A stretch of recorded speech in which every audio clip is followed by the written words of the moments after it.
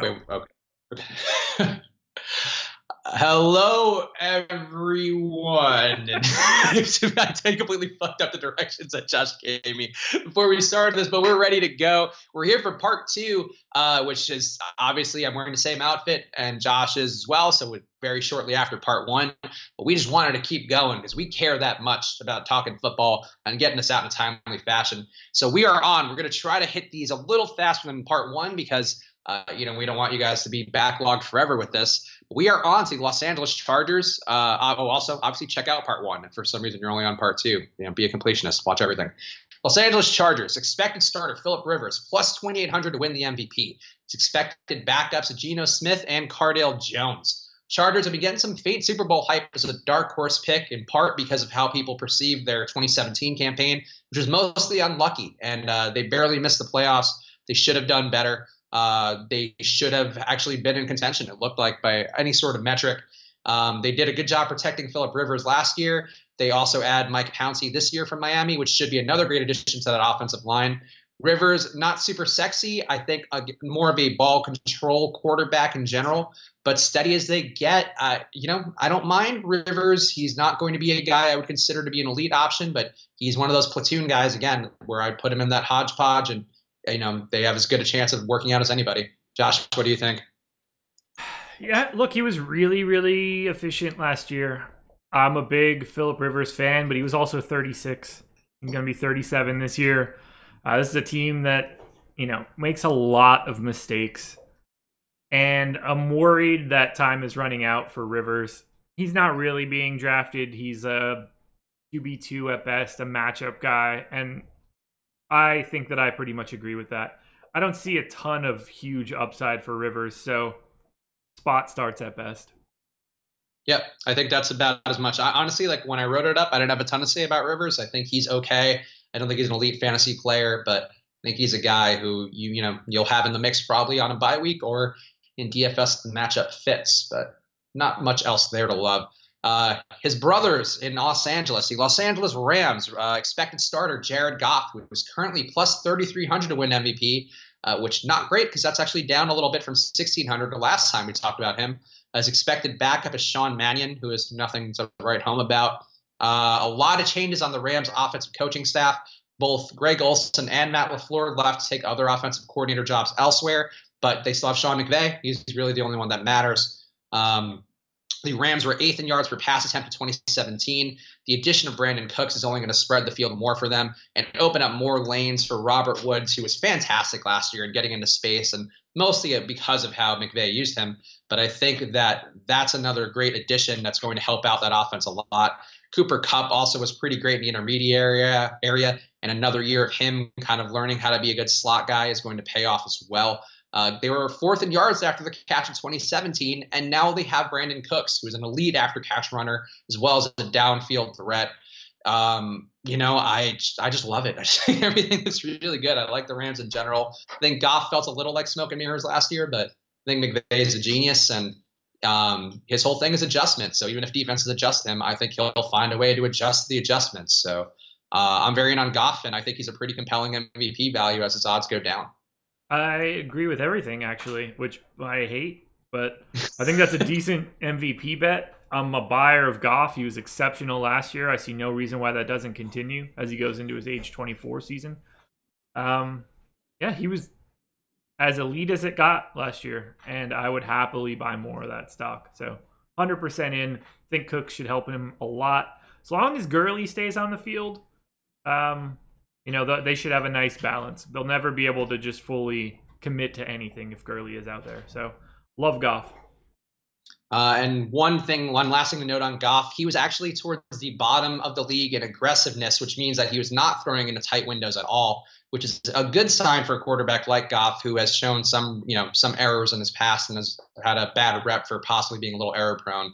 So his ability to avoid tight throwing windows and still find great success, I think, is a pretty big testament to that offense and what they've built. So I'm very good with Goff, and I'm very comfortable rolling him out in any format this year. Miami Dolphins, expected starter Ryan Tannehill, who I would say somewhat surprisingly has no odds at all to win MVP. His expected backup is Brock Osweiler. The Dolphins attempted to get better for cheap by adding Josh Sitton, very old Frank Gore, who might be made by mostly of cobwebs at this point. Danny Amendola and Albert Wilson also added to the receiving core. There's a new offensive coordinator in town, Doyle Loganes, who was terrible for the Bears and was voted by his peers to be the worst play caller in the league.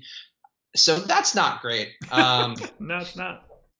One thing that is a positive in Tannehill's last healthy season, he did clock 7.3 yards per pass attempt back in 2016, which was good for sixth in the league. And, Danny Amendola seems, at least if he's healthy, capable of recreating a lot of what Jarvis Landry did. I'm not super inspired by Tannehill in any respect. Obviously, him not having odds for MVP, also not great. But there's something here. Tannehill, another guy, 1% owned DFS millionaire winner would be what I would stake him at, I think. Agreed. He sucks. I'm not interested, especially coming back off of the injury. I couldn't have less interest in Tannehill. I would never touch him in season long, barring a streaming option in a double bye week or something. And for him to show up in a DFS line, his price is going to be pretty cheap. So, yeah, it's a full pass. I don't have any interest in him from a fantasy perspective. Apparently, no one else does either. Yeah, I think the less said about Miami, the better. Yeah. Minnesota Vikings, expected starter, Mr. Kirk Cousins, coming over from the Redskins, a current plus 2,200 bet to win MVP. His expected backup is Trevor Siemian. Vikings were a top 10 offense in 2017, led by Sam Bradford and his injured everything, and also Case Keenum.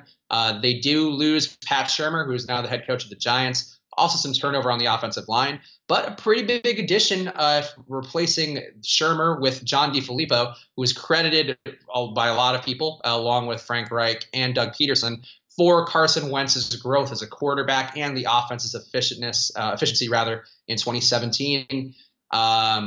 Overall, to me, I think Kirk Cousins looks good. He actually was pretty good. It's hard to say if it's his sort of approach or if it was Jay Gruden's coaching, but he averaged 6.9 yards per pass attempt last year, which is right in line with what the Vikings did with 7 yards per pass attempt.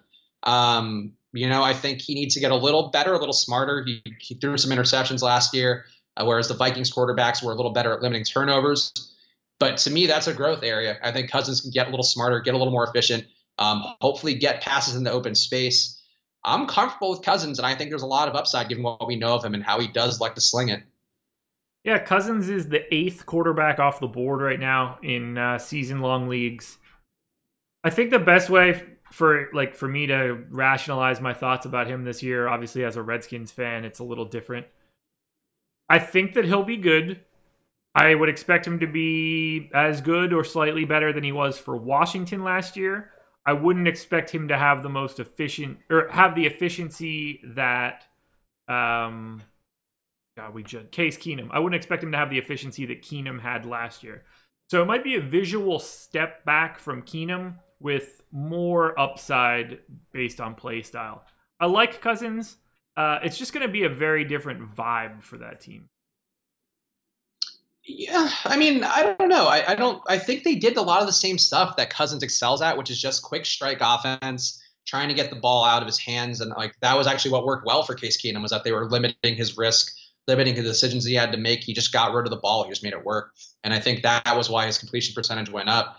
And I think Cousins can be, better. He has a better arm. He's shown more ability to put up numbers than, in different offenses than Keenum has.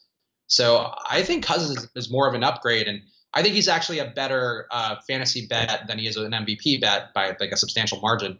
But I like him a lot as a fantasy player, especially if you get him, past all these injured guys and speculative plays. And he's down there at 7th or 8th. That's a really good value to me.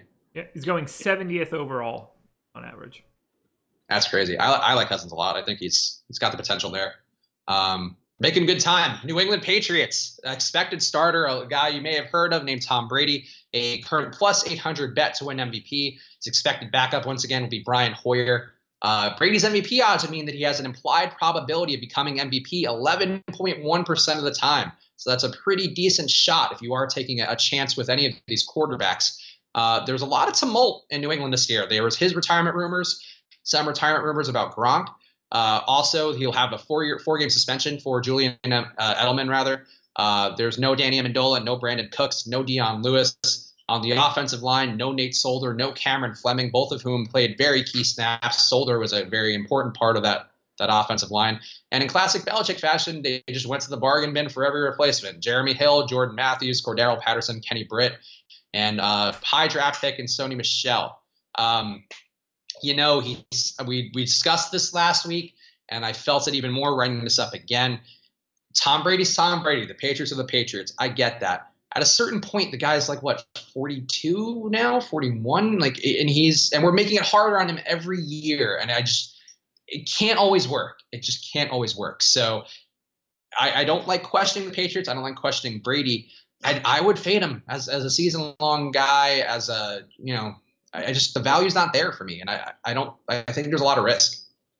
Yeah, I'm in for Brady. Until he's not Brady, I'm in for Brady. He's the 4th quarterback off the board right now, 48th overall, 20 picks after Rodgers. I would rather take a different running back, wide receiver guy at that Rodgers spot and then take Rodgers 20 picks later, without question. Brady's probably first in the making out with your son rankings, right? That's easily, I would say. Yeah, so, if you're in one of those unique leagues where it's multiple sports, so in this one would be football and making out with your son, then I think Brady was up for first pick overall. That's fair. To me, just the floor has to fall out at some point, and I'd rather be off the train early than a year late. And I think for me, I'll probably try to get some exposure with the cheaper weapons on the offensive side than I will with Brady. But I get what you're saying. If he's that far behind Rodgers, I don't think it's that big of a gap. But man, I just worry every year, and it just seems like the Patriots are due for this to end. And I'm willing to bank on it being this year. New Orleans Saints, expected starter Drew Brees, plus 1,500 to win MVP. His expected backups, Tom Savage and Taysom Hill. We're going to talk a little bit more about, by the way, also not a black guy, despite that name. So fun fact, Taysom Hill, not a black guy. Drew Brees led the NFL in accuracy in 2017 with a 72% completion rate. The Saints also did a great job. The running backs and receivers led the league in yards after the catch. Alvin Kamara is due for some degree of regression because he had the best rookie year possibly any running back has ever had as a catcher or as a receiver and a runner. There's still a lot of consistency with the offensive group. Obviously, Kamara's back, Ingram's back. They really only lost Willie Snead, and technically probably an upgrade going from him to Austin Carr and Cam Meredith. They also brought back Benjamin Watson, who was gone last year, to replace Kobe Fleener, who wasn't that good. I like all of it. I think they all look good. One thing which I do find interesting, there's a lot of fluff pieces about Taysom Hill right now, a lot, where to me it seems like a bit of a media working by the Saints, where maybe if Brees leaves after a year or something, or they finally decide to cut the cord, this is the guy they want to push. So that's something which I think is worth noting. I don't think it actually matters this year, but I think it's worth noting. What do you think about the Saints and Brees? Similar story to everything we just said about Brady. Brees was exceptional last year. I see no reason to think that he can't be the exact same person with a little bit of regression that he was last year. But again, when he falls off, I think he's going to fall hard and far. He's the 7th quarterback off the board right now. He's coming in 2 spots after Kirk Cousins, so basically a coin flip there. Again, I would much rather have Brees plus anyone, would you rather just take Brees and Pat Mahomes and call it a day, take 2 dudes late? I'd rather do that than take Rodgers at 29. So from a season-long perspective, these are the type of guys that I would want to scoop up. From a DFS perspective, yeah, Brees is going to be hyper popular every week, depending on his price. Yeah, I agree. I agree with everything you said. So I think that's fair to me. And in the sake of time, we're just going to go. New York Giants, expected starter, Eli Manning, who is now a plus 8,500 bet to win MVP. Very big drop off from a couple of weeks ago in which he was just 3,300, plus 3,300 to win MVP. His expected backup is Davis Webb. They're welcoming a new coach in Pat Shurmur, who gets a lot of the credit for Minnesota's offense, as we discussed before in part 1. There was some sort of bones of the offense which came from Norv Turner. So I think, maybe not a full credit situation, but enough of a credit. Eli Manning has some big improvements on the offensive line. A lot of weapons. Bring back Odell Beckham, Sterling Shepard, and Evan Ingram, as well as adding Saquon Barkley, a true game-changing running back as a runner and a receiver. Though also one thing to note: new offensive coordinator Mike Shula, who was part of the reason Carolina believed they had offensive problems last year. They were only 20th ranked in terms of offense, and obviously got rid of him after the year was over. I like Eli more. I like these odds still. I think he has more in the tank than other people do, and a 5,000 plus 5,000 drop off in odds doesn't make me feel great about feeling that, but I still think there's enough there where if he has anything, he can be fantasy viable and real life viable. 14% below average in adjusted net yards per attempt last year. He is going to be 7.5 years above last year's average age at quarterback. I'm going to go ahead and pass on Eli Manning. He's going, I don't know, 24th or something out of quarterbacks this year. He's not fantasy viable in any form or fashion.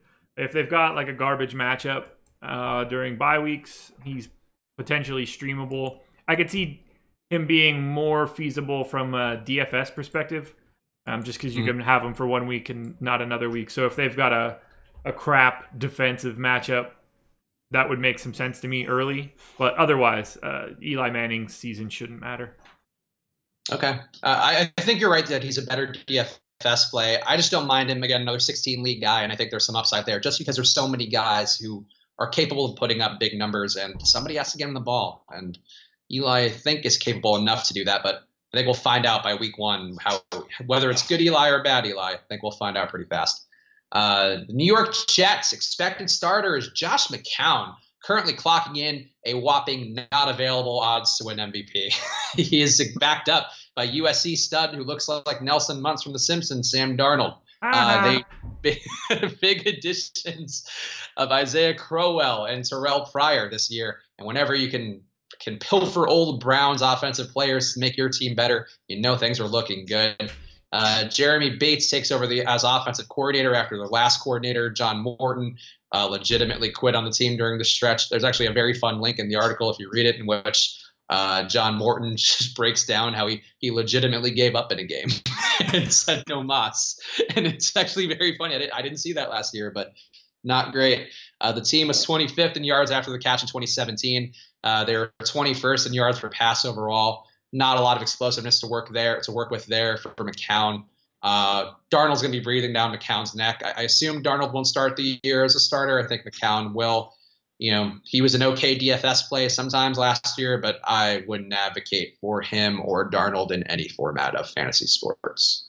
No, full pass. This is a terrible spot. The only interest here is Darnold getting playing time. McCown was a perfectly acceptable fill-in guy last year, but you're not targeting these guys for any sort of fantasy output. They're not good. Yeah, for contrarian DFS stuff, sure, why not? But even then, there's not a lot to be had, so I'm with you on there. Oakland Raiders expected starter is Derek Carr, currently plus 3,300 to win MVP. Expected backups Connor Cook and the legendary EJ Emanuel, still employed. Good for you, EJ. The Raiders welcome new head coach John Gruden, along with the Rams QB coach or former Rams QB coach Greg Olson as offensive coordinator. Olson has been a career traveling OC. I personally don't think he's actually a good coordinator, and I think he got this job because the Rams were good, and it wasn't any of his doing. That's my gut instinct, though, from what I know and what I've read. Martavis Bryant and Amari Cooper. Obviously, Bryant's a new addition. Cooper is going to be stepping into the number one receiver role with the loss of Michael Crabtree, who was a very good red zone threat and, frankly, improved in every possible way as a receiver in his time in Oakland. I don't think Gruden's plan is going to be to pass the ball too much. They're going to be running. Everything he said indicates they're going to be running. Hiring Greg Olson, besides his Ram stint, seems to indicate they'd be running. So to me, I think Derek Carr is a guy who people might talk themselves into a little bit, at least, on some level. And I'm not crazy about him. I think he's a middle-of-the-pack QB in every possible way. 18th in average draft position right now from a fantasy perspective. He was just a hair above average in adjusted net yards per attempt last season. I would expect him to be somewhere around there now. He's capable, he's functional, but I don't see this team as being super good on offense. I mean, if Jordy Nelson can be like Jordy Nelson of old and Martavis Bryant can be on the field, I think that's an interesting 3 wide receiver set. But I mean, what are we doing here with Marshawn Lynch? Like, and is Doug Martin the answer? I don't know. So I'm holding on Derek Carr. There will be weeks where I think he'll look like a really nice fantasy option, but he's not a guy that I would want to dedicate resources to in a season-long league. Agreed. I think we're on a decent run of agreements here. I don't want to spook people, but some consensus picks in the middle of this video. Philadelphia Eagles expected starter Carson Wentz, currently the number 2 option to win MVP with plus 700 odds. His backup Nick Foles. Carson Wentz's odds have been pretty high the entire time. They represent a 12.5 implied probability of winning MVP, which is despite his ACL injury. It's pretty crazy. Also, new offensive coordinator in Mike Groh and a new QB coach in Press Taylor, who were replacing guys we talked about earlier with Frank Reich and John DeFilippo, 2 good offensive minds who are unfortunately no longer part of it. But Vegas believing in Wentz makes me feel good. Wentz was very aggressive last year. There's a stat which I linked in the article. NFL's Next Gen Stats counts aggressiveness, which is a quarterback's penchant for throwing into tight windows. A lot of the guys who are atop of that are not guys you would consider to be particularly great quarterbacks. Wentz is number 1, just ahead of Blaine Gabbert, Carson Palmer, and Brock Osweiler, except with the caveat that Wentz didn't turn the ball over at all. He only threw interceptions on 1.5% of his passes last year, which would be good for 4th in the league. That's pretty crazy. And I don't know. It's hard to unpack for me if that's a sign that maybe he got a little lucky last year, or maybe he's just that good. And Vegas seems to think he's just that good. It depends what his ADP is, but I like him. I think he looks very interesting to me. Wentz is the 5th quarterback off the board right now. That seems low for him. I mean, you got to be a little bit nervous coming back from the injury. I think that's a decent stance to take. I'm a fan. He was really, really good last year. All the stats grayed out really well for me, so I would be buying Wentz. He's another guy where I would much rather have Wentz at 60 than Rodgers at 30.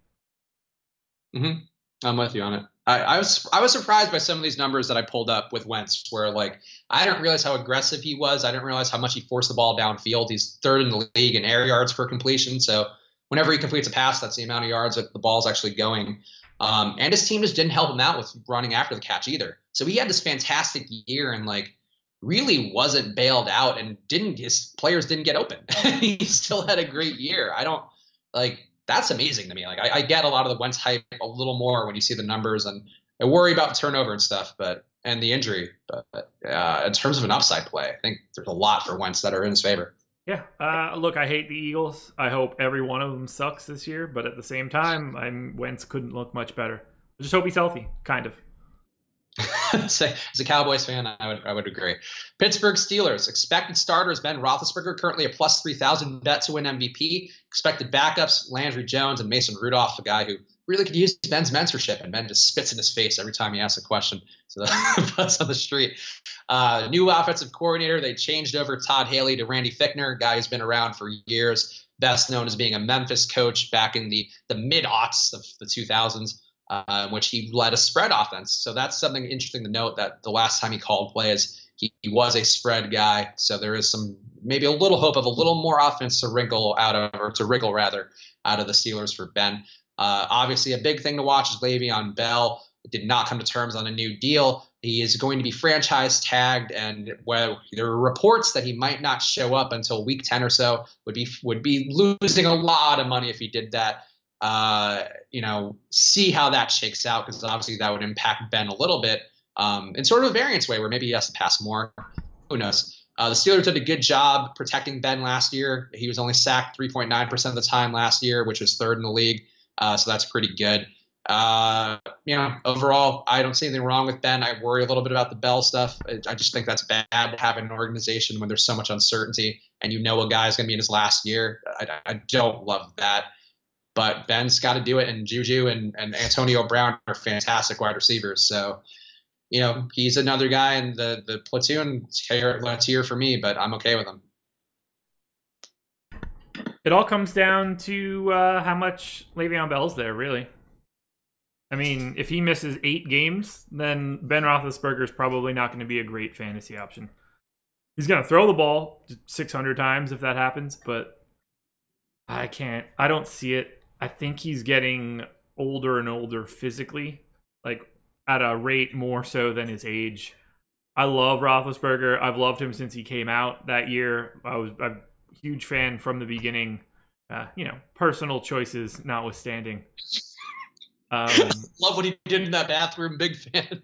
Yeah, I mean, I would have recommended that he be a bit less rapey, but other than that, if we're just talking football, look, he's the 12th quarterback off the board, going 2 spots ahead of Jared Goff.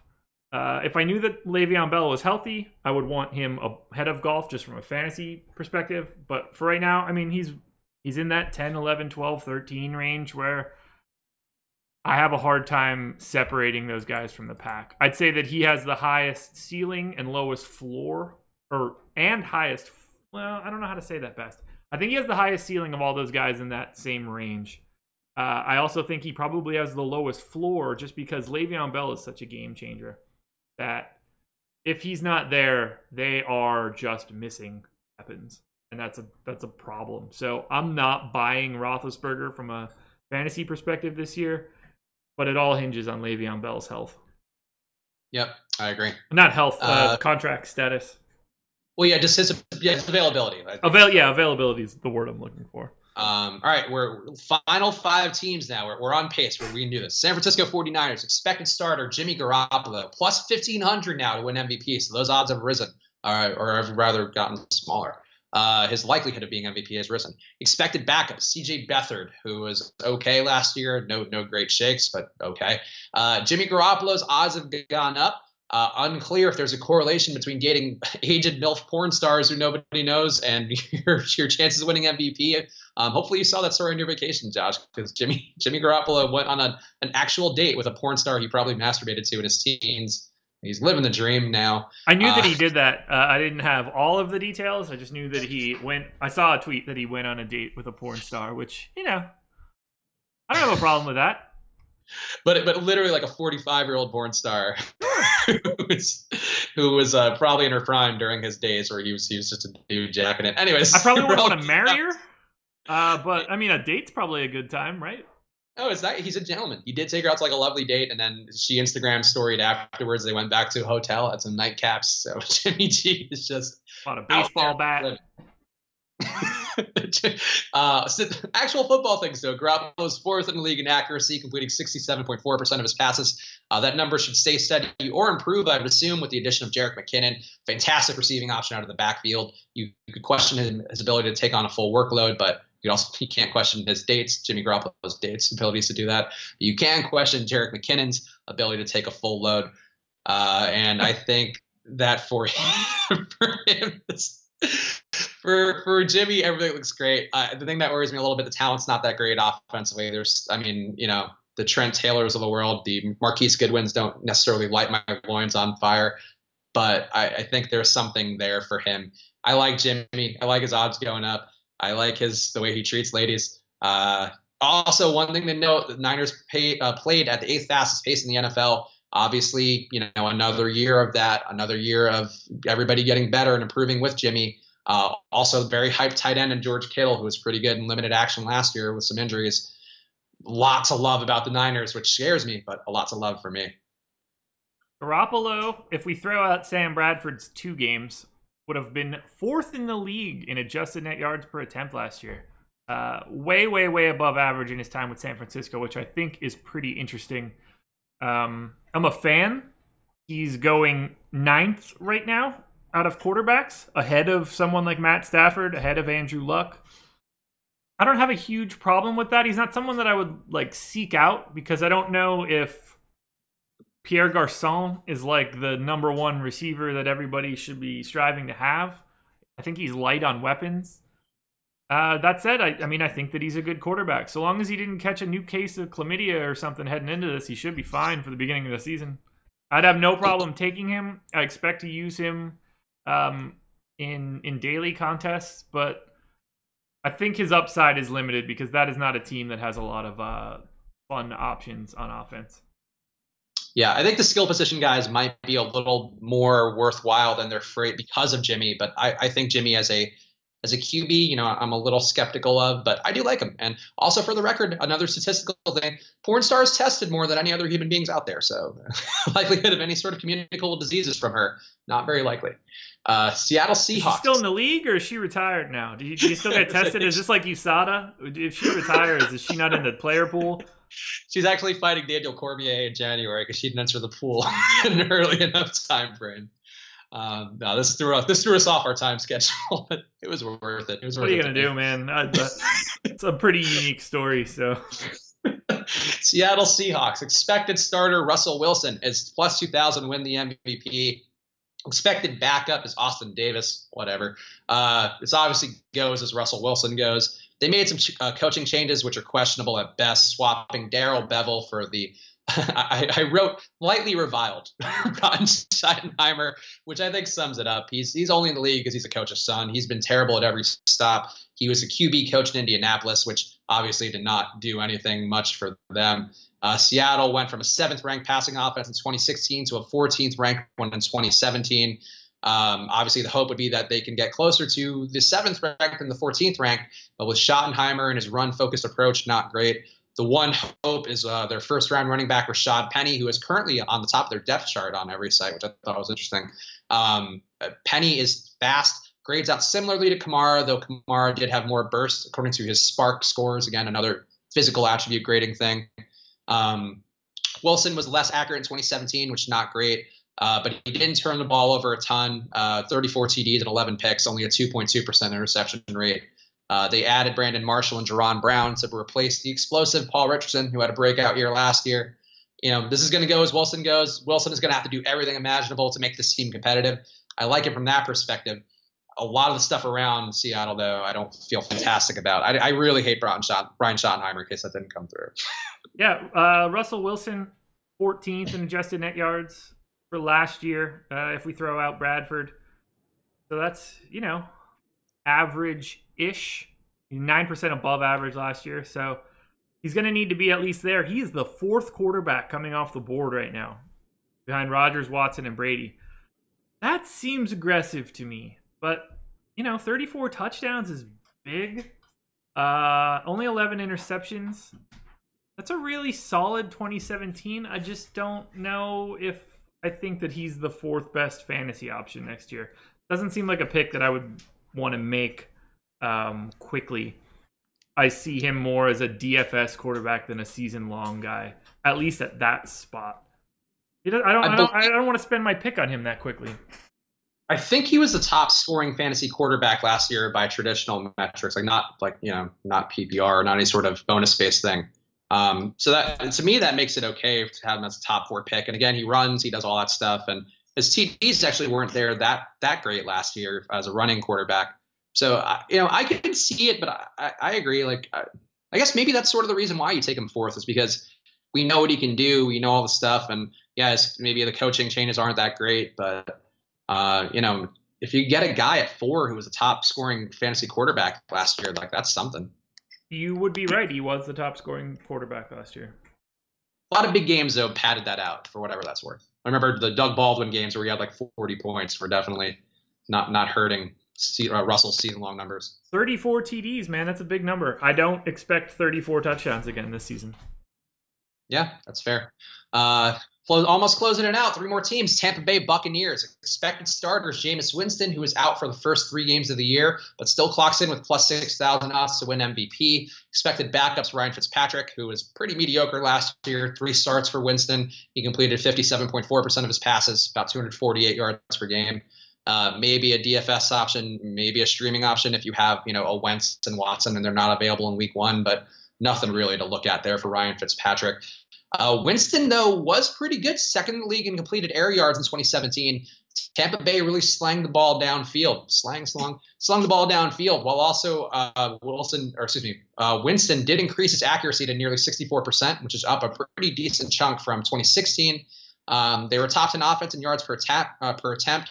There's also room to grow after they were just 20th in yards after the catch. Another year of growth for O.J. Howard, a tight end as well, which I like. Another year in assistant for Deshaun Jackson.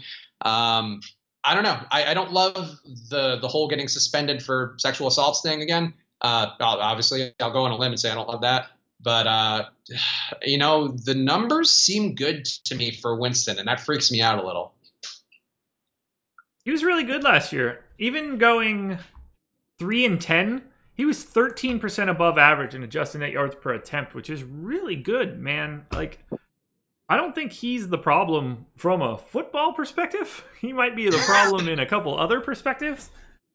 But I would love to use him. I think he's being undervalued right now. I would be happy to have him on my fantasy roster once he's back. I would expect to use him a little bit in a fantasy scenario. I'm buying Jameis Winston as a football player if he can be on the field. I'll go ahead and pass on the rest of it. Yeah, I mean, the team itself, I don't know that I love the vibe, but after pouring over these numbers, again, another team where I was like, oh, man, Jameis isn't bad, and the Tampa Bay offense doesn't look bad. And I think there is people will look away from him because of those first 3 games. But again, if you're platooning guys, Jameis has a pretty high ceiling as a platoon guy, and that sort of mid quarterback tier. He's somebody I would probably shoot to pick up as a second quarterback, like after week 1, once waivers process, if no one has him and you're in like a league like my wife's league. You can beat it up on an all-girls league. Jameis Winston in week 1 sounds like a great play. But no, I'm with you. I think that's right. He might not get drafted because there's so many quarterbacks here. He's 25th quarterback right now. So he'll be close to probably not drafted in half of the leagues, I would guess, to start. Interesting. That's good to know. I mean, this is 10-team standard. So obviously, as there are more teams or more quarterback spots, changes everything I'm saying. Yeah. Jameis, his compatriot in the draft and sort of the guy he's always compared to is up next, Tennessee Titans. Expected starter is Marcus Mariota, who's currently plus 4,000 to win MVP. Expected backup is the ageless. Actually, I don't think he's that old, but Blaine Gabbert still kicking in the league on another stop. New offensive coordinator Matt LaFleur joins from the Rams, discussed brief earlier. He's the guy who I think is actually good as a coach. Not Greg Olson. Matt LaFleur, I think, is a little bit more of an innovative offensive mind. An interesting hire by new head coach Mike Vrabel, who is taking over the entire team after heading the Tennessee defense last year. Overall, to me, I like Mariota. I also like the idea of them potentially using Derrick Henry as their Todd Gurley. Henry is a brick wall of a man. And I think the one thing that jumped out to me going through this, the Titans roster does match the Rams pretty well. Rashard Matthews can do a very competent version, I think, of Robert Woods. They have some young guys there Corey Davis, another player who can get into space, do some interesting things. Mariota can run the ball. He does air the ball out at a top 10 rate, 6.7 air yards per completion. He does need to cut down on interceptions. Mariota does 27th in interception percentage, which was shocking, particularly given that he threw into tight coverage at a bottom of the league rate. So that's not great, but also a sign he was pretty unlucky last year. Very into Mariota. I think Mariota's a real value play in there, which is falling under the radar. 19th quarterback coming off the board in standard leagues. I'm not a huge fan. He wasn't particularly good last year, in my opinion. Only 13 touchdowns is a crazy low number. I would not be buying Marcus Mariota stock. I'm kind of out on him. Oh, man. I think it was all coaching. I think that Malarkey was so gung-ho on running a tight end, running back offense, just driving DeMarco Murray literally into retirement, driving Derrick Henry into the ground. I think they're just going to be better at getting guys into space. And I think LaFleur learned enough from the Rams experience where if he can bring even, a fraction of what Goff got, and Mariota's a better quarterback than Goff, I think, on a pure skill level and, the pedigree and all that, there's room for growth there. And Mariota can do a lot. I mean, 19th that's a really good value to me to Mariota. Yeah, like if he's one of your last couple of picks, I don't mind the flyer. I'm just not that big of a fan. Like Derek Carr is the quarterback in front of him. I'd rather have Derek Carr. I would rather have Mariota. I would make a strong Chick-fil-A bet on that. Mariota absolutely above Derek Carr by the end of the year. You want to do that? Yeah, we could do one. Carr versus Mariota, total fantasy points at the end of the season? Can we do average by game just in case one of them gets hurt or I was Mariota gonna gets say hurt? like they need to play a certain amount of games regardless. Yeah, so maybe like 10. 8 games. I was gonna say 10. 10, sure. But Yeah, 10 works. Okay. Yeah, it's fine. Done. All right, Mariota versus made. Derek.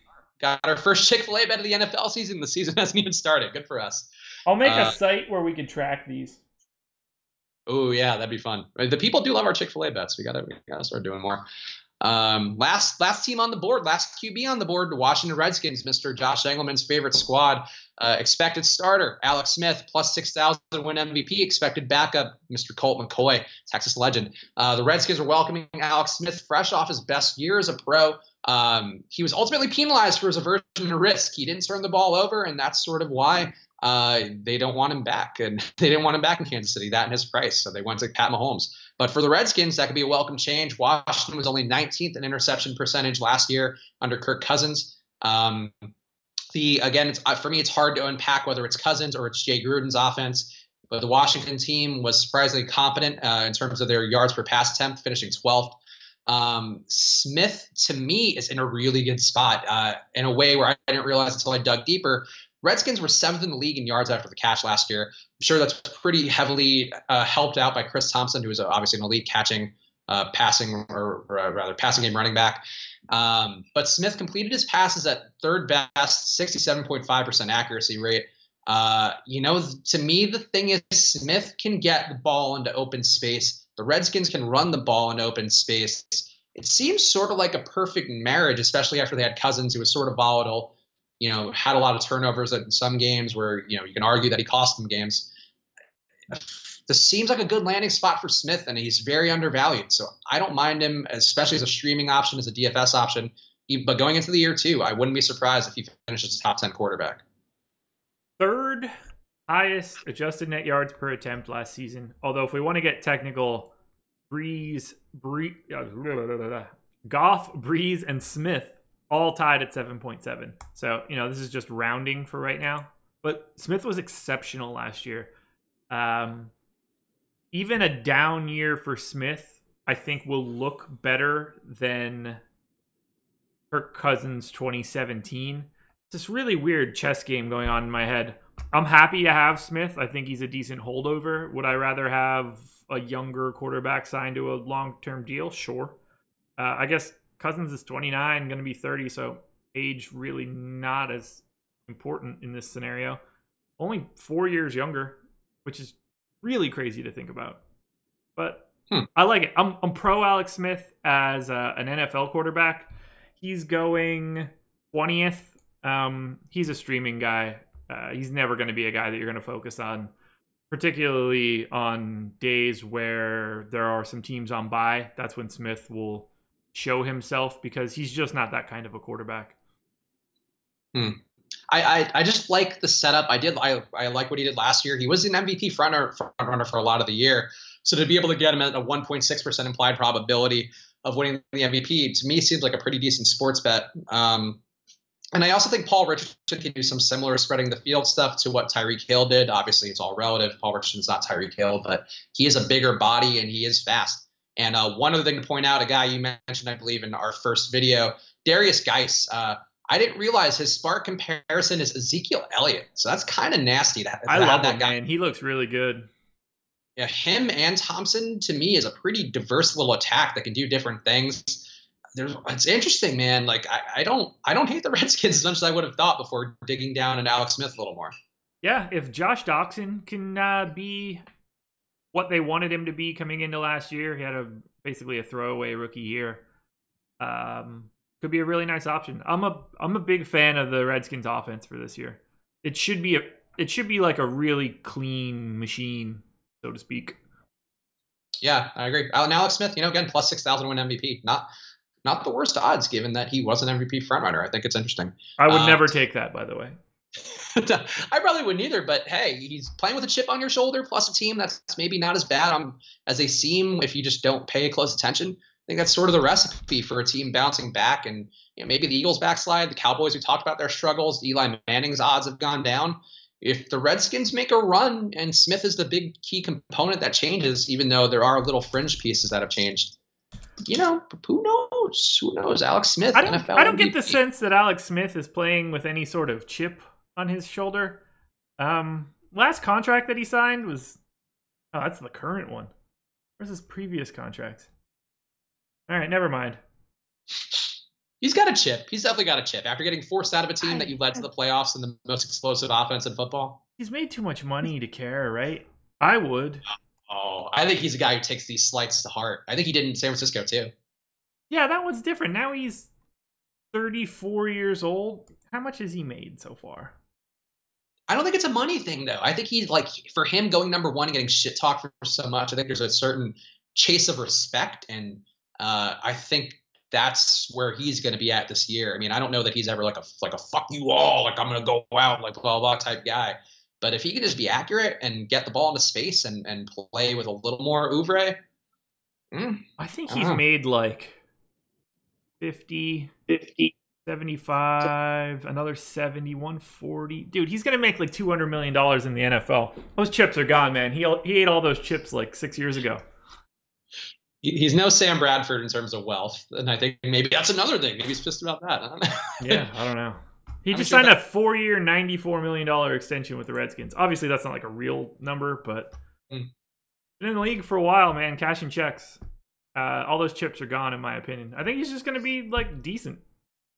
I think he's going to be good. Whatever. No Chick-fil-A bet yet, but maybe we'll talk. We'll figure that out more as we get to the NFL preseason. That's it. That's it for the second part of this video. We're done with this week. Next week, running backs. So we are getting into the nitty-gritty, all the key guys. So make sure to subscribe to the channel. Make sure to become a premium member of Awesemo. Just get the all-access pass so you're ready to go by the time NFL season hits. And you can also do all the MLB things that we talk about every day, ownership projections, rankings, all those important things. And we will see you guys again next week with more NFL stuff. Any parting shots, Mr. Engelman? Yeah, go Derek Carr. go Alex Smith and Marcus Mariota equally. I love you both. I'm going to eat a spicy chicken sandwich in mid-January thanks to this. So tune in mid-January to watch me eat spicy chicken sandwiches. It's a long-term bet, but yeah, it'll pay off. It'll pay off as I eat in front of you. All right, thanks, guys. We'll see you soon. Later, everybody.